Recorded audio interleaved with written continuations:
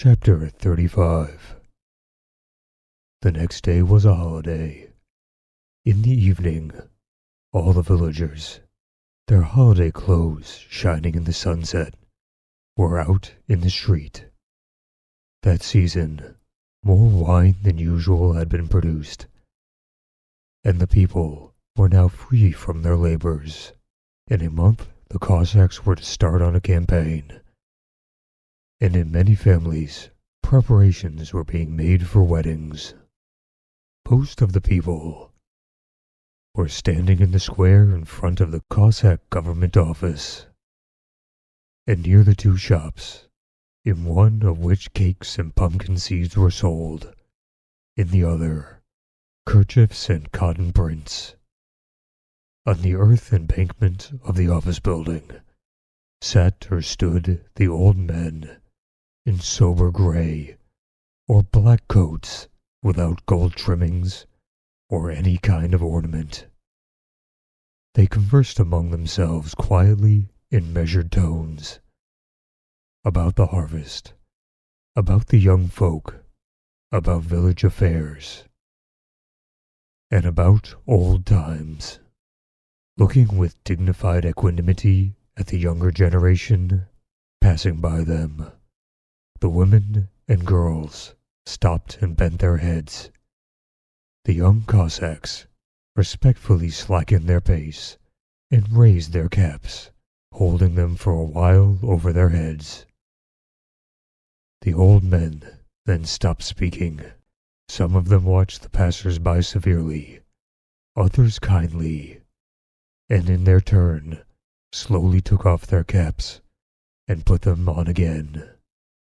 The Cossack girls had not yet started dancing their korodovs, but having gathered in groups in their bright-colored beshmets, with their white kerchiefs on their heads pulled down to their eyes, they sat either on the ground or on the earthen banks, about the huts sheltered from the oblique rays of the sun, and laughed and chatted in their ringing voices. Little boys and girls, playing in the square, sent their balls high up into the clear sky and ran about squealing and shouting.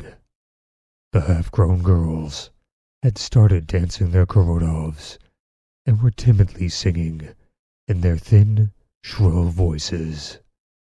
Clerks, lads, not in the service or home for the holidays, bright-faced, wearing smart white or new red Circassian gold trim coats, went about arm in arm, in twos or threes, from one group of women or girls to another, and stopped to joke and chat with the Cossack girls.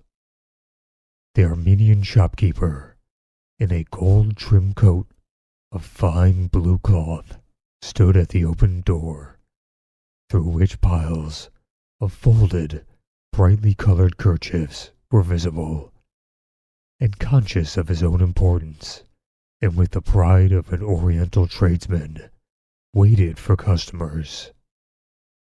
Two red-bearded, barefoot Chechens, who had come from beyond the Terek to see the fete, sat on their heels outside the house of a friend, negligently smoking their little pipes and occasionally spitting, watching the villagers and exchanging remarks with one another in their rapid, guttural speech.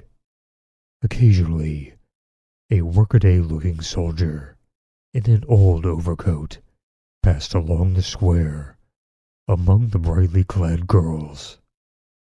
Here and there, the songs of tipsy Cossacks who were merrymaking could already be heard.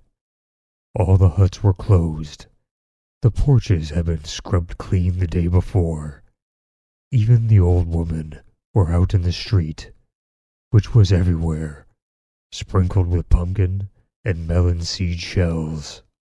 The air was warm and still, the sky deep and clear. Beyond the roofs, the dead white mountain range, which seemed very near, was turning rosy in the glow of the evening sun. Now and then, from the other side of the river, came the distant roar of a cannon. But above the village, mingling with one another, floated all sorts of merry holiday sounds. Olin had been pacing the yard all that morning, hoping to see my Uncle. But she, having put on holiday clothes, went to mass at the chapel, and afterwards sat with the other girls on the earthen embankment, cracking seeds. Sometimes again, together with her companions, she ran home, and each time gave the lodger a bright and kindly look. Olin felt afraid to address her playfully, or in the presence of others. He wished to finish telling her what he had begun to say the night before, and to get her to give him a definite answer. He waited for another moment like that of yesterday evening.